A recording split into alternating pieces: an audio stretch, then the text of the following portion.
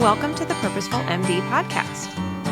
As a physician, you've sacrificed so much of your life for other people, your patients, your family, your friends, and your colleagues. What would it feel like to spend time doing what you enjoy and to live without guilt?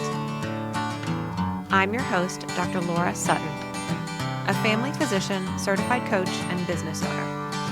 If you're a medical professional on a journey towards your most purposeful life, a life with more time and energy, and ultimately more joy, then this is the podcast for you. Hi, Sarah. It's good to talk to you. We're doing this as a collaboration for Purposeful MD podcast and the Vibrant Humans podcast. Yeah, so excited to be here. Glad we can make it happen. Yeah, I look forward to talking with you. Me too. Yeah. Well, let's start with talking a little bit about ourselves. So I know your listeners know you very well, and my listeners know me, but each other's listeners might not know each other. So Sure. yeah, do you want to? Sure. I'm happy to talk. Yeah. So I'm Sarah Wittry, and I am a hospice and palliative physician. I live in Columbus, Ohio with my family, and I'm married. We just had our 13-year anniversary actually yesterday. Oh, congratulations. Thank you. And then we have 4 children, and they are ages 12, 7, 6, and 2. Their littlest. And then, I'm also a life coach for women physicians, and working on just always personal and professional development for myself and just kind of involved in, the coaching and self-growth world. I think it's like an always evolving process of like who I'm becoming, and I love the journey and I love doing it alongside people who are interested in the journey as well. And I love reading. That's probably my very favorite hobby pastime. I love doing yoga and I love so anywhere I can go, I'm always up for an adventure. That's awesome. Yeah. How about yourself? You want to introduce my listeners a little bit to you and your world and what's been going on? Yeah. So I'm a family physician by training. I recently left my full-time role where I'd been for 14 years with my practice to go all in on my coaching business. So I started coaching in about 2020, founded Purposeful MD in 2021, which is my business where I provide one-on-one and group coaching for physicians and other medical professionals. And my mission is to support physicians to create the lives they love without guilt. And I strongly feel that we all have a secret dream or this goal that we want that we might need some help with, and help with a coach kind of busting through some mindset beliefs and gaining confidence, and also guilt is not required. I think that's a big point that I talk about when I'm coaching, is that we can do things and not have to feel guilty for them, because the things that we're doing don't require guilt. I had a coach tell me guilt is for criminals. So that's my little soapbox there. It's just a great. So I live in San Antonio, Texas. I'm married, and my husband and I, between the two of us, we have 4. Mine are a little bit different stages of their life. So my daughter's 17, and then my bonus kids are 22, 25, and 28. Awesome. I'm curious because, you definitely have a carved out area of what you're an expert in, but also what you love to talk about, what you're passionate about.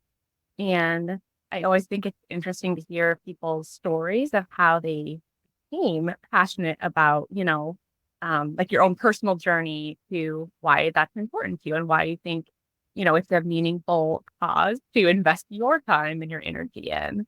Could you tell us a little bit about that pathway that brought you to, the specific focus you have in your coaching and, doing without the guilt and all of that? Yeah, I had done a lot of informal mentoring and leadership coaching and personal and professional development throughout my time with my previous company. And as you mentioned before, I similarly am always looking to grow myself. I think that's one of the great things about being a coach is we have to be kind of one step ahead of our clients in some sense. We have to do the work ourselves and we have to walk the walk in order to talk the talk. So in this journey for myself, I had done some informal coaching and mentoring. And then in about 2019 or so, as I was really just finding out how much I enjoyed it, I had a friend of mine and a colleague who went and got a coaching certification. And I did not know that was a thing at the time, but Mhm. I love school and I love getting educated on different things. As you know, a lot of us physicians were in school for a very long time. So it's probably not a Mhm. surprise. So I looked into it and started the certification track for myself in 2020 and just really just fell in love with it. And I fell in love with working with other coaches. I think physician coaches are we're just it's so fun just to be around and just to talk about these kinds of things with other people. And Mhm. so working mostly with physicians within my organization and then externally as well. So many challenges, especially with women physicians. And I know you see this as well with time management and setting boundaries and saying yes to ourselves. A lot of women physicians just struggling to find time for themselves, time doing the things they enjoy. You ask them what do they enjoy in their spare time? And they're like, I mean, I used to do this. This was Mhm. actually so my daughter's dad and I divorced about 11 years ago. And so I was in the dating pool for a while. And part of Uh-huh. that is you discover a lot about yourself. And Yeah. part of that, I was, you know, as doing some online dating. I'm not afraid to mention that. Yeah. I'm remarried No now, but shame. Mhm. at that Yep. time. And so I remember with a friend of mine trying to write my profile. And of course you have to put what your hobbies are. And I was like, I don't have any hobbies. I'm too busy to have hobbies. And so Think of any, it, yeah. right. And so Yeah. I realized that was not unique to me. And there were so Mhm. many other people, physicians, medical professionals, especially women who we just put other people first all the time. Mhm. And Mhm.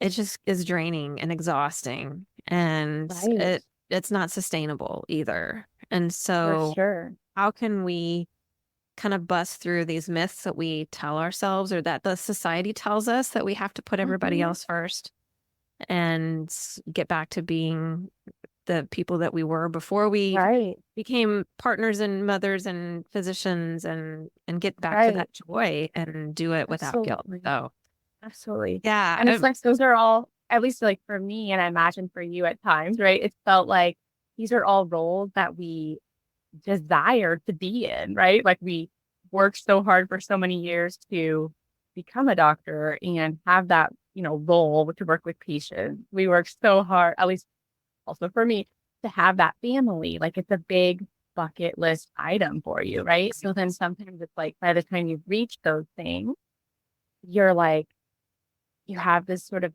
guilt, or I think most of us have guilt about it. Like, I don't feel that happy, or I don't feel this like constant sense of joy, right? That's like yes, radiating out.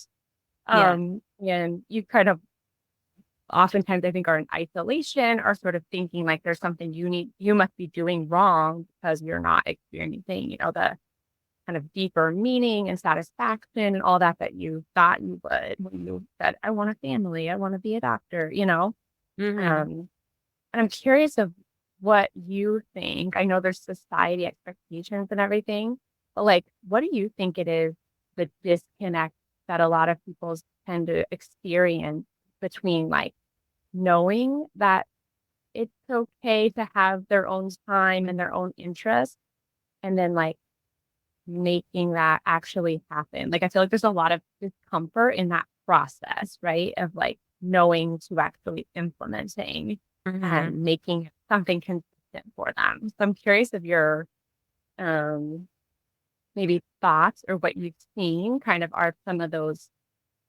reasons that we are, have those obstacles in Yeah. making that a reality.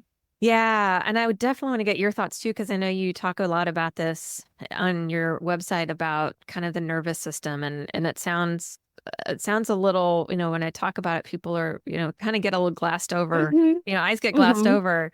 Sure. Um, so I'd like to hear your thoughts on it too. I feel like and again, I can speak from my experience and what I've seen in my clients, but in our physician training, we are, and I'm hoping it's getting better, but we are rewarded for this immense amount of self-sacrifice through lack of Mhm. sleep, lack of eating, lack of going to the bathroom when we need to go to the bathroom. Mhm. I mean, you think about basic Yeah. things humans have to do, and we give up those things in order to take care of the patients, take care of our team, scrub into the highest, most highly sought after cases. And then that gets rewarded with these coveted internships or coveted rotations or letters of recommendation or good grades or kudos on rounds or whatever that is. And so Mhm. our bodies internalize this reward system for self-sacrifice Mhm. and so I mean, it's just like a slot machine, right? You pull the Mhm. slot and you get ding, ding, ding, and you get the money. I mean, that's wired into our body, this reward system. And so Yeah. when we get to a point where we don't need to do that anymore, Mhm. um, it's still really ingrained in our bodies to sacrifice ourselves for other people. And there can be I think a lot of people maybe don't like to admit it, but I've definitely felt this kind of martyr Mhm. feeling of being the martyr and, well, I have to be the one to do everything and nobody else around me does everything. And there is some secondary gain for that. And we can sit back and other people will reward us by saying, gosh, you do so much and you're so busy and you are always Mhm. sacrificing yourself for other people. And so it still can be rewarded in that way. And it's really difficult because it's ingrained in our body and our nervous system to step away Mhm. from that. And you said it really well that we know that we need to break ourselves from that in order to thrive and to flourish, but it becomes really Mhm. difficult because it's ingrained in our body. So I'd love to hear your Yeah. perspective on it. Yeah. No, I think all of that is absolutely relevant. And like, I agree with you 100%. Um, I think that so much of like our, conditioning, like specifically to medicine, but honestly, just like societal for women is about like being a helper and finding our identity in being a helper. And so combine that with like capitalism, all of the like hustle culture, right? I think that most of our nervous system that you talked about, which I think like the simplest version is just like the way your mind interacts with your body, that like two-way communication. Obviously, it's much more nuanced, but like that's the easiest way to kind of say mind-body connection. Um, and how our nervous systems become primed to live in a space of being always on, always activated, right? And like if there's not something mentally going on, like our lists running through our heads and everything we need to remember to do and who to call and like all of the little background chatter and to-do lists, right? Uh, then there's things in our bodies that also kind of sense that and are constantly keeping us like hyper vigilant, essentially. So we're always kind of looking around and it's like, am I doing it right? We're looking outside of ourselves, right? To see like if we're on the right track. Do we belong? Are we like the same? Are we measuring up? Um, and so I believe that for most of us, we get to that place where that activated state of our system and all those things I just described are like, that's our default. And that's what we find to be normal. And so when we see other people who are like doing it differently and we're like, ooh, I'm gonna try that, right? And so we have like some self-care thing that we decide we're gonna make a priority or we're gonna like take time to do it. It's like when we actually start engaging in it or we spend 5 minutes like reading a book we want to read for fun, or we just like go outside without also listening to a podcast, like something that's just like simple, easy, free. I think that most of us feel really uncomfortable. And I talk to people all the time who experience it, and I know I've experienced it, is when you go to sit down to actually like rest or whatever, you feel extremely restless. Like your body feels like it's very foreign and you're like, I just feel like I need to keep doing something. I feel guilty for even doing this. So how like your default reaction then is to just go back to whatever you were doing, like start being productive, doing something, getting something taken care of. Because the truth is, like, you're always going to have those things, right? The things you're behind on, the things you want to get to. And so I think that it's a practice and like I like the term internal leadership skill that we can practice and learn to become more able to shift into a place where we are able to do those things for ourselves and then seeing like, hey, I did it and I'm still okay, right? Like we're building evidence for ourselves that those things are not only important and like feel good, but actually like give us the return on the investment that we put, right? And we see how that manifests in our everyday life and our relationships and all of the things. Yeah, I love that's our default mode is this activated system. Mm-hmm. And then when we are trying to rest, then it becomes uncomfortable because it feels unsafe and it's unfamiliar to us. So yeah, I've definitely experienced that. Yeah. Yeah, for sure. And then, I think it's common too, like to kind of round out the system, the nervous system. If you think of it as that activated state and always on the go as being like your yellow zone or your like sympathetic, activation, then when you go on that for so long, it could be most of us it's years, right? Like we're just pushing pedal to the metal. Then at some point it becomes so overwhelming for your system.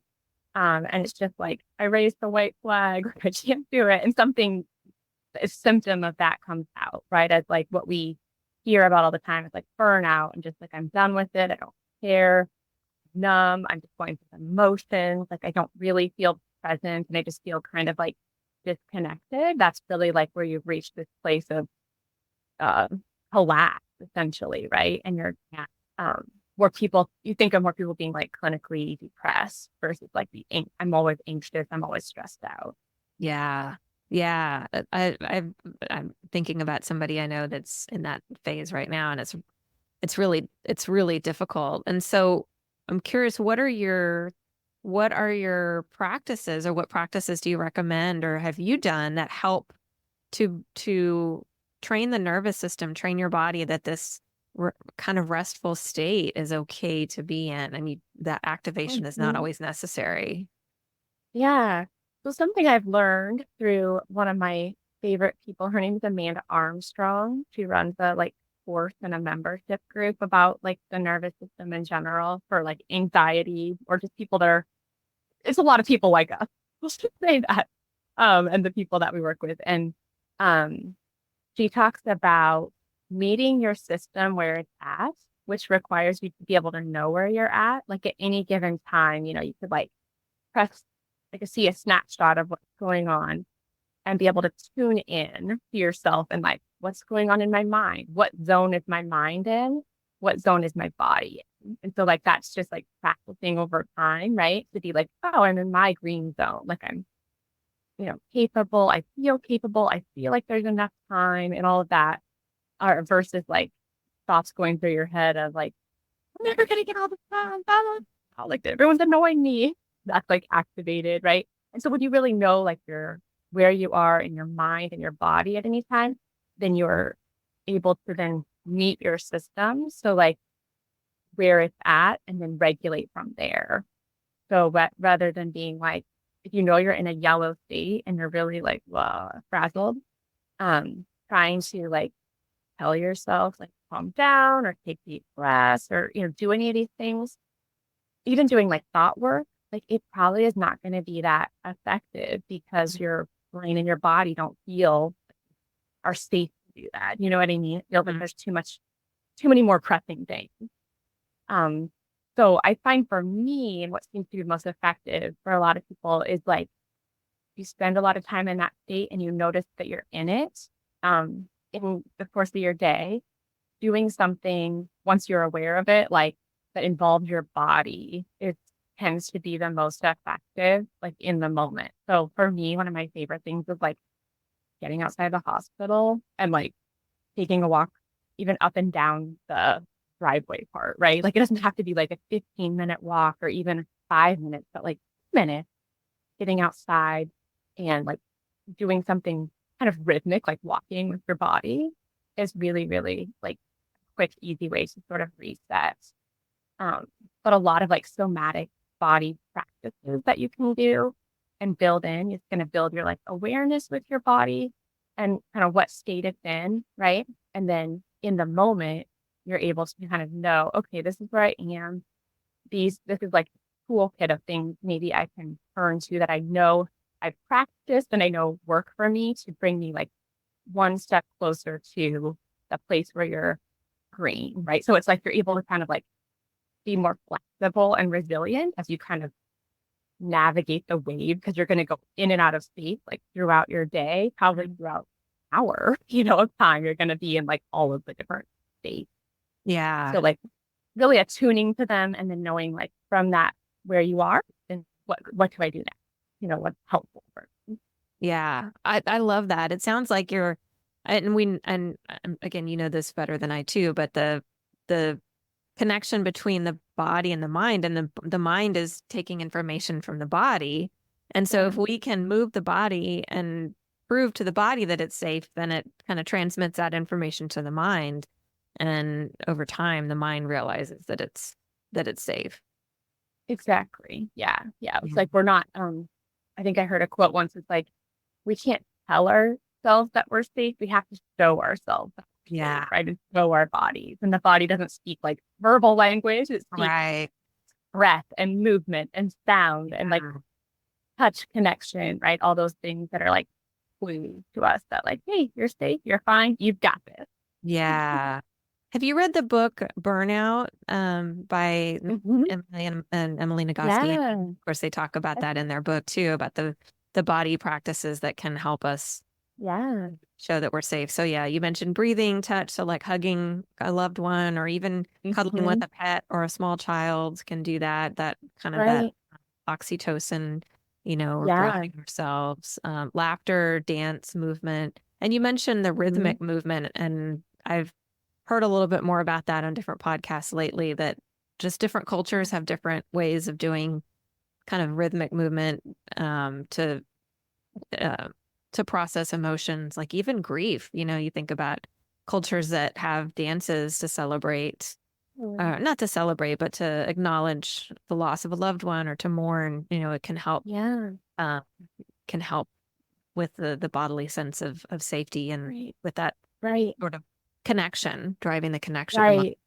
people. So yeah. Absolutely. Absolutely. I was thinking when you were saying that about like the grief and kind of the movement, I think it's a new concept for a lot of people. I know it was for me to think about like emotions, right? That we experience. They're a state and they're like essentially energy in our bodies, right? Sensations of energy in our bodies that is like we need to move it through or it gets kind of stuck and trapped there.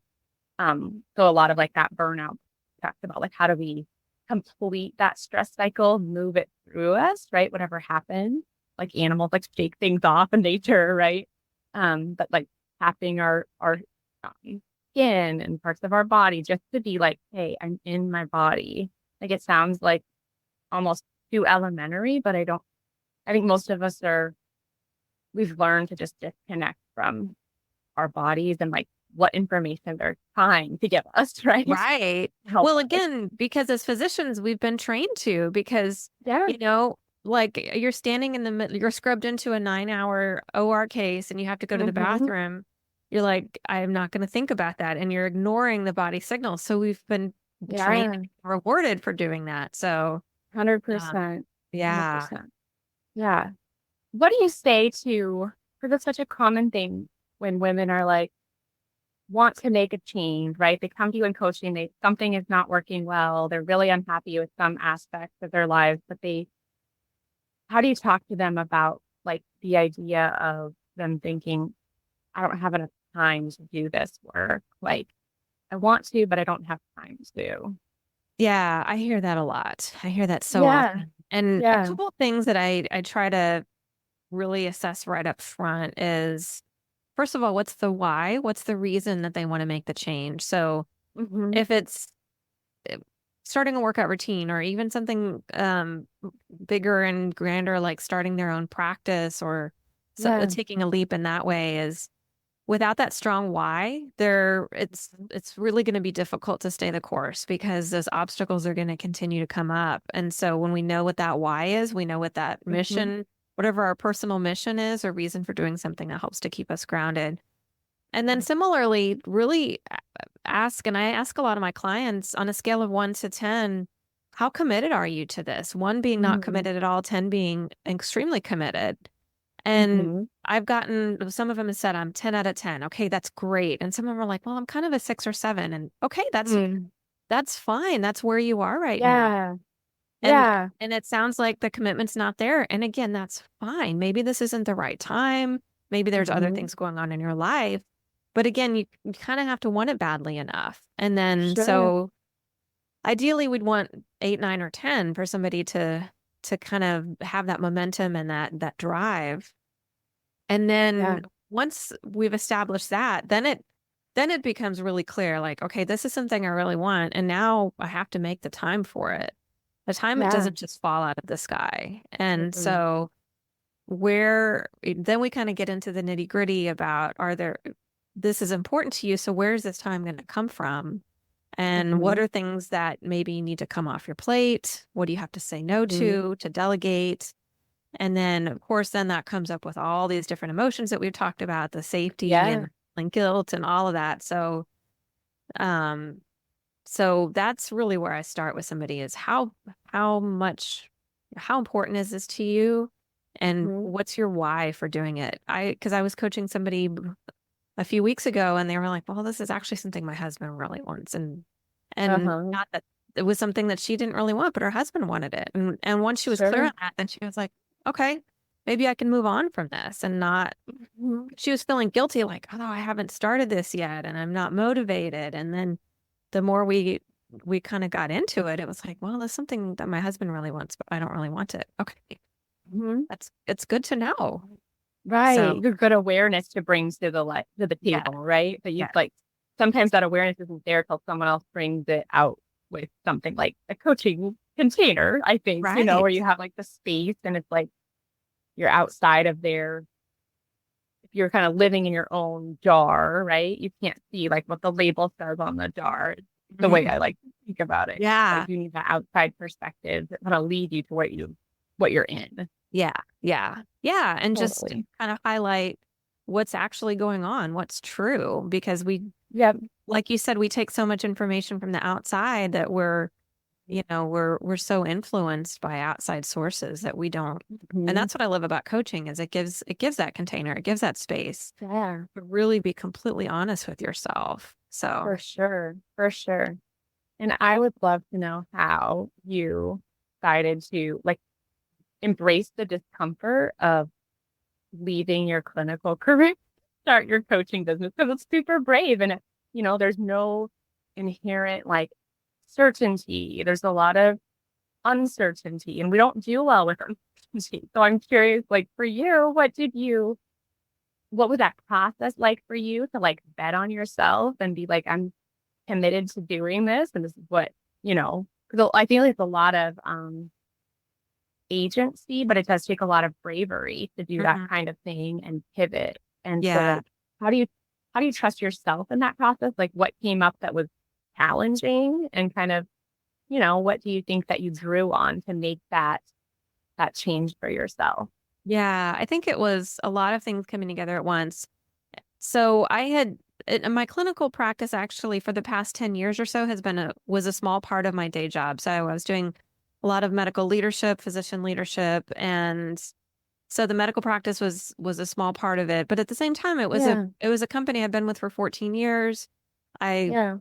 really started and grew my career with them, and so it was definitely, and I'm still feeling kind of I still don't feel like I've quite landed where I am. I'm still in that Sure. transition. So, Yeah. and I was doing some coaching within the organization and I loved it so much that Hmm. when I started my practice, I was doing some on the side and I knew that if I wanted to go all in, my role within the company changed a little bit. I wasn't able to do as much coaching.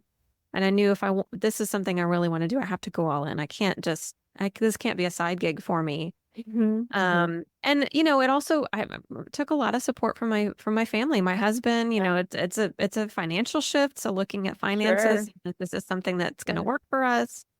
Um, and you know, the other part of it too is that my daughter is going to be a senior in the fall.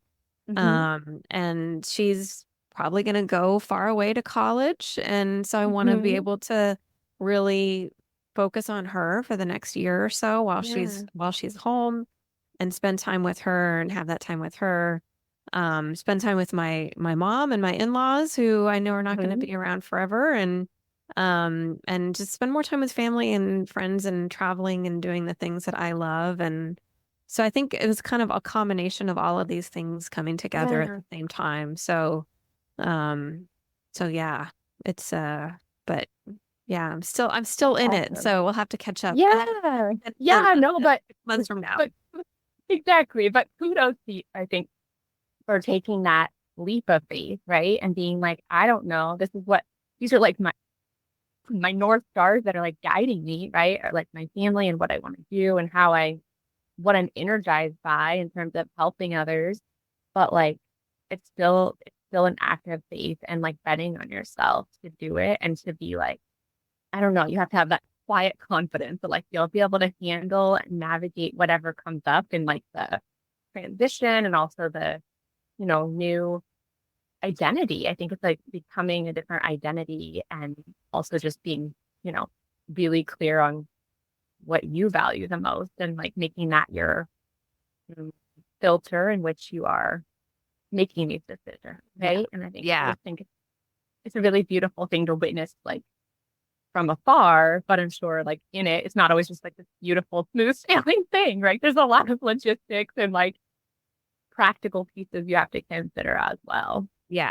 Yeah. The identity shift, I'd still, you know, when I'm meeting people, what do you do? And still, well, I'm a physician. Oh, where do you Hmm. practice? Well, I'm taking a break Yeah. and so and a lot of the coaching space is still I still have to explain a little bit and a lot of folks don't know Hmm. what that is, which is fine because I love talking about it.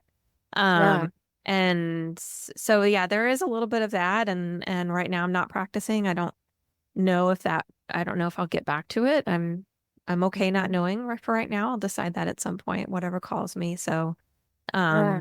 yeah, and the lens right now is my family and especially with Yeah. my daughter since she's my time with her at home is limited and being there for her and making sure that I focus on helping her get ready for college and spending time with her and whatever all that looks like. So kind of Absolutely. um and different, you know, life is going to have different phases. And Yes. so Yes. yeah, we might have grandchildren Absolutely. at some point and then they'll be Uh-huh. my filters will be through them. And so Yeah. we'll see what that looks like. So Yeah. No, it's like life is so dynamic, right? It is. Um, and when you were talking about your daughter graduating, I recently heard you know who Mel Robbins podcast? You ever listen to that? yeah. So she had this I don't remember where she got it from, but it was basically a way to view how much time you have with your kids as they're growing, right? And just because when they're young and they're in your house, you're spending like the majority of the total time you will with them in their whole life. She said like you know like the statistic she gave where if you imagine like this um giant like thing of ice that you can grab and hold, she said like the time is that and that's the time with your kids. 75% of it will have been like melted by the time that they're 12 and 90% by the time that they're like moving on to out of the house after high school. And so I was like that's a very, I don't know, clarifying in some ways, but Yeah. also like, whoa, right? So it Yeah. just really shows you like you are soaking it up and you have to be intentional about soaking it up because you can't make it stop. You can't slow it down. But like that time really is truly like incredibly precious, Mm. right? Um, I don't Yeah. know. I don't know if you'd heard anything like that before and you're closer to that, but it was I wild to haven't, me. but it makes total sense Hmm. and there's some a little bit of sadness with it too. I mean, Yeah. my daughter and I are very close. She's a wonderful person So I know we'll stay close and the relationship will Mhm. shift and change. And of course, as I'm seeing my older stepkids and the relationship they have with their dad too, Mhm. it's different. Yeah. So but I want to also just make the most of the time that I have with her. Yeah. I'm sure you see that as you have kids 2 to 12. I mean, Mhm. your 12-year-old is they're at different phases and it's parenting Mhm. a 12-year-old is very different, requires a very different level of energy than smaller kids. And so Yes. I'm sure you're seeing Yes. it too. Right. Much more like the role shifting from, they need a lot physically to like they need more of you emotionally, but Yeah. only on their terms. It's Right. what I'm figuring out how to navigate. Yeah. Yeah. With the oldest. It's like it's for teenagers, it's like a part-time job with full-time. I'm gonna butcher it, but like Yeah. when they need you and Yes. in a really intense way. And when they're younger, it's Mhm. more like they need you all the time and it's not as emotionally intense. It's very Mhm. physically exhausting. Yes. And it's just Yes. different when they get older. So yeah. Totally. Totally. When they need you, it's like a crisis, right? Right. Yes. Rare event that they need you. Yeah. Yeah. Yeah. Um, Totally. Well, what are you focused on maybe for yourself this season and kind of, any, I don't know, something that you've been learning about yourself that you think is applicable to, our listeners in terms of how they view, right? Like filtering what's important and what's next for them as they're on their own like growth and journey. yeah. I think part of it is, lots of transitions for me, not just with my job, but I'm in the perimenopausal phase of my life Hmm. and so that's come with a lot of challenges too and kind of navigating the fact that I don't have as much energy right now as I used to Sure. and the needs of my body are different and some days I need more rest than others and as I'm kind of working my way through that and trying to figure out the balance to all of that I'm having to rest a lot more than I used to, Hmm. which is Hmm. it's odd for me and so when you were talking about kind of being activated when relaxing, I've Hmm. definitely been kind of working through that myself and just knowing like I need to rest. Like probably after we hang up, I'm going to go take a nap. And I'm Yeah. totally okay with that, And so Yeah. that's something that I've been learning is okay, I'm going to rest when I need to because it's just going to help me to be that much more effective. So that's Right. something that's been showing up for me a lot lately. And I'm having all those same thoughts that everybody else does is, oh, I've got too much to do. And you know, all my to-do list and all these things that are left undone. And like, no, if I didn't sleep well and I'm gonna take a nap, then Hmm. yeah, Hmm. so yeah, And not feeling guilty about it. How do not you do feeling that? guilty. Yeah, yes. How do you do it? Like if you're like, I have so much to do, but my body needs a nap. Like how do you allow yourself to do that without guilt? Because I think it's back to the practice. Well, I'll say there's still a lot of times when I feel guilty, but it goes back to the Hmm. practice of I've been there enough times when I've pushed Hmm. through and it feels horrible.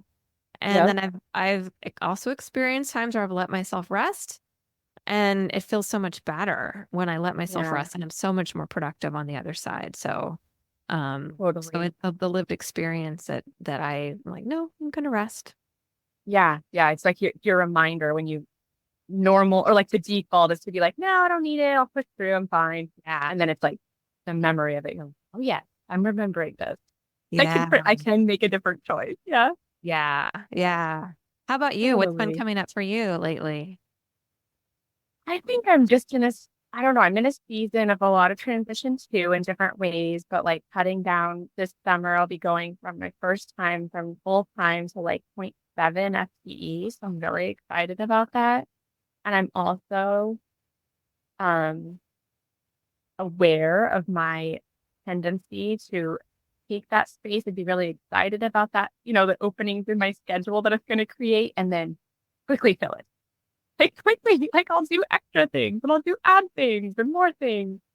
And so I think it's like a lot of intentionality about, using that time very deliberately for things that are life-giving to me, right? Like truly life-giving, not making it be like, well, now I have time to do more cooking if that's not something that I like love doing and that lights me up. It's more like prioritizing that rest, that play, those like things I'm passionate about and that I know I feel good doing um in that time and not filling it up with extra things to do or be productive and just like it's a daily reminder practice for me because I'm, Yeah. you know, yeah, excited Yeah. about all sorts of things and I have to like Yeah. I love that. And you mentioned the intentionality, and yeah, it is because we're wired to be, like you said, be productive all the time. So I love that. And I'm Mhm. looking forward to hearing how that plays out for you. Thank you. Yeah, it's more uncomfortable, but I think it's like what I need, you know? Yeah. Yeah. Yeah. Yeah, for sure. Awesome. It's been so good talking to you. You too. Yeah, it's awesome to have met and, the connections that are Yeah. so many like shared passions and different life experiences, but like obviously we have a lot of in common in terms of like things that we've prioritized in our careers and our personal life and kind of making both of those things um, more meaningful for us as we've like navigated through. And I don't know about you, but if I would have thought maybe even 5 years ago what I'd be doing now, this would not be what I would have said back then, right? Like you're going to be a coach and on podcast and running your own podcast. Like no way, no way. Yeah. I'm right there with you. Never would have guessed. So yeah. Mm-hmm. So it's fun to talk to other people who have, taken some different turns and are like learning and growing and admitting that like we don't have it all figured out. We're just moving along. Right. Yeah. Yep. Yep. I'm right there with you. Yeah. Yeah. Well, Well, we thank each you have so much our, for, yeah. Go ahead. oh, I was just going to thanks so much for taking time and just like sharing your words of wisdom. And I think that we're both going to make sure that uh, we have each other's links and all the bios and stuff so Yeah. that our own listeners can find more out about you and vice versa. And so that everyone can just be exposed to one more person who's doing good work in the world. Yes. Yes, for sure. Awesome. All righty. Well, have a good rest of your week and your summer. And yeah, I look forward to keeping up with what you're up to. Sounds good. Thanks. You too. Thank you. While I am a physician, the information presented in this podcast is for educational purposes only and should not be considered medical advice. It is not a substitute for professional medical advice, diagnosis, or treatment.